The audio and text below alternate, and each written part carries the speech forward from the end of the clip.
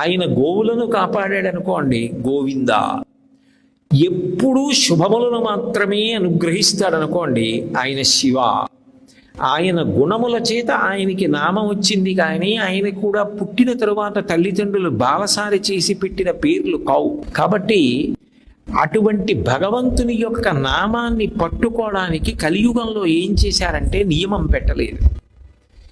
అసలు స్నానం చేసి భగవంతుడి నామం పలకాలని ఎక్కడా లేదు. భగవంతుడి యొక్క నామం పలికితే నీకు స్నానం చేసిన ఫలితం వచ్చిందన్నారు.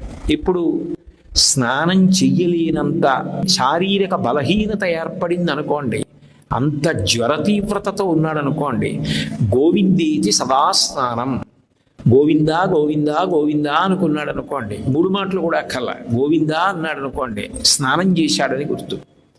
శివ శివ అన్నాడు అనుకోండి అంత శక్తివంతం. భగవంతుని యొక్క నామాన్ని తరచుగా పలుకుతూ ఉండడం అలవాటైపోయిన వాడు ఎవరుంటాడో ఆయన అంత పవిత్రుడై ఉంటాడు.